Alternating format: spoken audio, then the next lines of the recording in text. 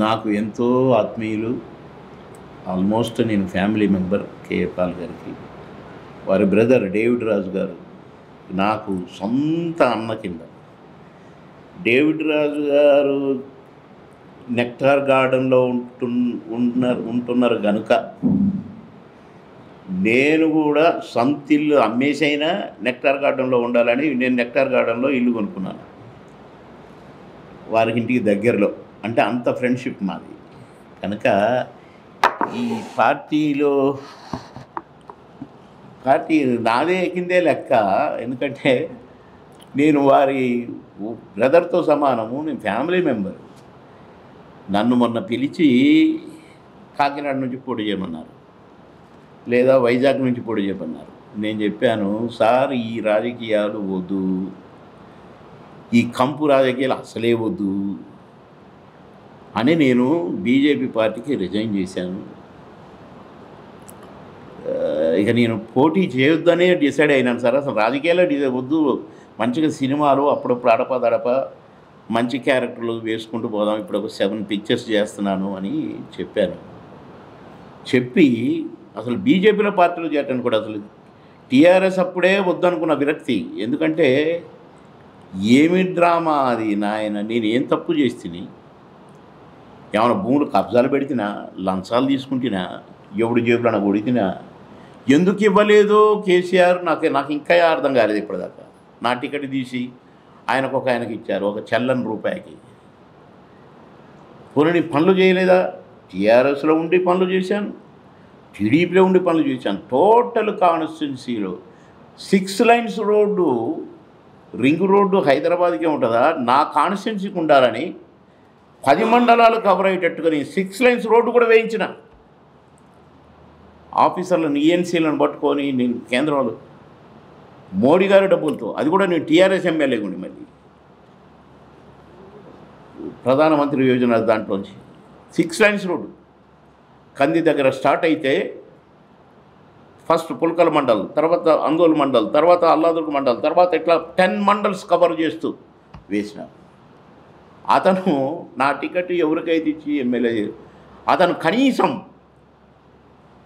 ఒక్క పని అన్నా చేయలేదు.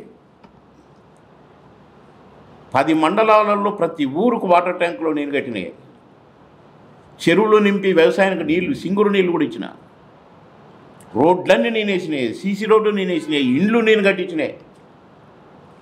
అలాంటి నాకు ఎందుకు టికెట్ వేయలేదో తెలియదు, అందుకని చెయ్యి అనుకున్నా. కానీ బీజేపీ వాళ్ళు వచ్చారు. మీరు అంటారు, ఏమండి నేను టీడీపీలో ఎన్ని సంవత్సరాలు అయితే ఉన్నానో, 14 years 15 years ఎమ్మెల్యేగా, నేను మీ కండవ కూడా వేసుకొని తిరిగినగా మిత్రపక్షమే కదా, ఇంకా మీ దగ్గరకు వచ్చుడేముంది? వచ్చినట్టే కదా. నేను నరేంద్ర ఎంపీ, నేను ప్రచారం చేశాను, ఎస్ నేను మినిస్టర్. టీడీపీ బీజేపీ పొత్తేనే, కండవ వేసుకునే తిరుగుతున్నాయి అంటే కాదు కదంటే నో కండిషన్.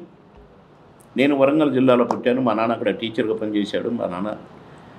కనుక నాకు వరంగల్ ఎంపీగా పోటీ చేయాలని ఉంది. అంటే అప్పుడు వచ్చింది ఆ కోరిక. నేను అసలు వద్దనుకున్న రాజకీయం.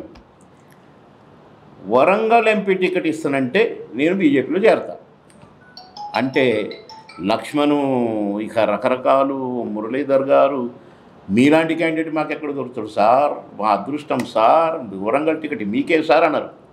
అని పోయినసారి నా పేరు పెట్టకుండానే లిస్టులో అతని దూరతో పెట్టి, అతను డిపాజిట్ కూడా రాలేదనుకోండి, నేనైతే ఎంపీగా ఉండేవాడిని. ఇప్పుడు ఎవరితో పెట్టి పంపారు. నేను వెంటనే ఢిల్లీకి ఫోన్ చేశాను, ఏంటి వాట్ ఈజ్ దిస్ అని అడిగాను. లక్ష్మణ్ని తీసి పారేశారు. సరే ఇవన్నీ జరిగినాయి, వద్దురా నాయన రాజకీయం అనుకున్నా. అని నాకు మళ్ళీ ఎమ్మెల్యేగా పోటీ చేయమంటారని నాకు చిన్న డౌట్ వచ్చి వెంటనే ప్రెస్ మీట్ పెట్టి మరీ చెప్పిన, నేను ఎమ్మెల్యేగా పోటీ చేయట్లేదు, నాకు ఎమ్మెల్యే టికెట్ వద్దు, ఎవ్వరికన్నా ఇచ్చుకోండి అని కూడా చెప్పిన. అప్పటికి 2 లిస్టులు వచ్చినాయి. 3వ లిస్టులో నా పేరు అనౌన్స్ చేశారు. ఎంత దుర్మార్గం అండి ఇది. ఇది ఇట్లా ఇది రాజకీయం అంటారు, దీన్ని పిచ్చకుండా రాజకీయం అంటారు, బుడుబొక్కల రాజకీయం. వచ్చి మళ్ళీ నీకు ఎంపీ టికెట్ నువ్వు అన్నావు కదా, అది నీకే కానీ అది ఇప్పుడు కాదు కదా, ఇప్పుడైతే నీలాంటి క్యాండిడేట్ దొరకట్లేదు మాకు అని పెట్టారండి. తీర చూస్తే ఈ ఎలక్షన్ అయినాక ఎవరు ఐపీఎస్ ఆఫీసర్ అట కడప ఆయన క్యాండిడేట్ అట, మందకృష్ణ మాదిగ గారు క్యాండిడేట్ అట. అది నా పేరే లేదు. నేను అక్కడ జిల్లా అధ్యక్షులకు వాళ్ళకి ఫోన్ చేసి, సార్ వాళ్ళని వాళ్ళని ప్రచారమే చేసుకోమన్నారు, మీరేంటి సార్ మీరేం మాట్లాడలేదు అన్నారు. ఇమ్మీడియట్గా చీచి అని రాజీనామా అన్న. సరే సార్ను కలుద్దామని వస్తే, సార్ నాకు ఎప్పుడు ఫోన్ టచ్లో ఉంటారు, ఫోన్లు చేస్తారు సారే పాపం, మా అనుబంధం చెప్పాను కదా. సరే సార్ ఎంపీగా పోటీ చేస్తున్నాడు, సార్ నాకేమొద్దు సార్, నేను కాకినాడ నువ్వు అసలు ప్రచారమే చేయకుంటే ఎమ్మెల్యే అయిపోతావు, నాకు వద్దు సార్, నేను మీకు ప్రచారం చేస్తాను, తప్పకుండా పోయి ప్రచారం చేయాలను, ప్రచారం చేసినప్పుడు ఎట్టగో కండ వేసుకోవాలి, తప్పదు కాదు ఇప్పుడు వేసుకో, మీ ఆజ్ఞ ఎట్టాగో మీకు సర్వ హక్కులు ఉన్నాయి కదా నా మీద, కేఏ పాల్ గారి కోసం ఏమైనా చేస్తా, అది వేరు విషయం. ఎక్కడికి రమ్మంటే అక్కడికి వెళ్ళినాడు, బిజీగా ఉండి కూడా నేను షూటింగ్లో ఆపేసి వెళ్ళినాను సార్ కోసం. కానీ ఒక కోరిక తీరలే. సార్ సొంత ఫ్లైట్లో వచ్చినప్పుడు ఆ ఫ్లైట్లో నేను కూర్చోవాలనుకున్నా కానీ నేను ఇక్కడ లేదు. ఫ్లైట్ పోయినాక హైదరాబాద్ వచ్చిన. ఫ్లైట్ పోలేదు కాదు సార్, వెళ్ళిపోయినాక రిటర్న్ అయిన తర్వాత ఒక తమిళ్ షూటింగ్ వెళ్ళి అలా. సరే ఇప్పుడు సార్ వరంగల్ అన్నారు, అనౌన్స్ చేశారు, ఇక దానికి టైం ఉంది, కానీ నేనైతే రెడీ. ఎందుకంటే నేను అక్కడ పుట్టాను. నేను ఎర్రబెల్లి దయాకర్రావు గారికి ప్రచారం చేసేటప్పుడు ఆయన ప్రచారం అంతా నేనే చేసిన. సరే చాలా నా తమ్ముడు గెలిపించాడు, నా తమ్ముడు ప్రచారం చేశాడని మొత్తం ఎంపీ కాన్స్టిట్యున్సీ మొత్తం నేను ప్రచారం చేయాల్సి వచ్చింది. అప్పుడు యాడికి పోయినా నువ్వు ఈడ పుట్టినా ఉన్నావు కదా, నువ్వు ఈడ చేయాలి కానీ నువ్వు ఆడ చేసినవి ఇంటి మీద కూడా అంటే టైం వచ్చినప్పుడు తప్పకుండా చేస్తాను అని ఇక ఈ వద్దులే కానీ ఎంపీగా పోదాము అని నేను బీజేపీలో చేరితే వాళ్ళు ఏమో అట్లా చేయించారు కనుక ఇక వద్దులే అనుకున్నారు. సార్ ఏమో ఇప్పుడు ఇది అన్నారు. సరే కానీ ఎట్లయినా నేను రెడీ, నాకు ఎట్లాగో ఎంపీగా పోటీ చేయాలని కోరిక ఉంది కదా. కనుక దానికంటే ముందు కేఏ పాల్ గారు ఎంపీ అవ్వాల్సిందే వైజాగ్ నుండి.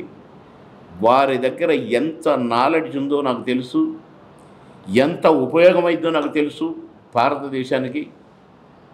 రేపు వైజాగ్ నుండి వారు ఎంపీగా ఢిల్లీలో అడుగుపెట్టి ఎన్ని నిధులు తెస్తారో నాకు తెలుసు, ఎన్ని కోట్ల ఉపకారం జరుగుద్దో ఇండియాకి నాకు తెలుసు. మోడీ గారికి, నడ్డా గారికి, వీళ్ళందరికీ రూపాల గారు ఎంత దగ్గర కూడా నాకు తెలుసు, అమిత్ షా గారికి వీళ్ళకి. కనుక వాళ్ళు సార్ కనుక ఎంపీ అయితే బ్రహ్మాండంగా వాడుకునే కెపాసిటీ ఇప్పుడు నేను చెప్పిన పేర్లకు ఉంది అమిత్ షా గారికి వీళ్ళందరికీ. కనుక డెఫినెట్గా ఉపయోగం జరుగుతుంది. కనుక అందులో నేను ఫ్యామిలీ మెంబర్ని నేను పని చేయాలి, తప్పదు. కనుక నేను ప్రచారం చేస్తారన్న. ఇప్పుడు వారు పోటీ అనౌన్సే చేసి పారేశారు. సరే ఓకే సార్, నేను రెడీగా ఉన్నాను సార్. కాబట్టి సార్కు ధన్యవాదాలు తెలియజేస్తూ, ఫుల్ స్టాప్ పెట్టిన నా పొలిటికల్ మళ్ళీ రివోక్ చేసి ఫైల్ ఓపెన్ చేశారు కాబట్టి ధన్యవాదాలు తెలియజేస్తూ, నేను మీకోసం పనిచేయడానికి ఎల్లవేళలా రెడీగా ఉన్నానని కూడా తెలియజేస్తూ, మీ అందరికీ కూడా నా ధన్యవాదాలు తెలియజేస్తున్నాను. ఇంకా విపులంగా నన్ను ఏమైనా అడగాలనుకుంటే సపరేట్గా మీ ఛానల్ నేను ఇంటర్వ్యూ ఇవ్వడానికి రెడీ.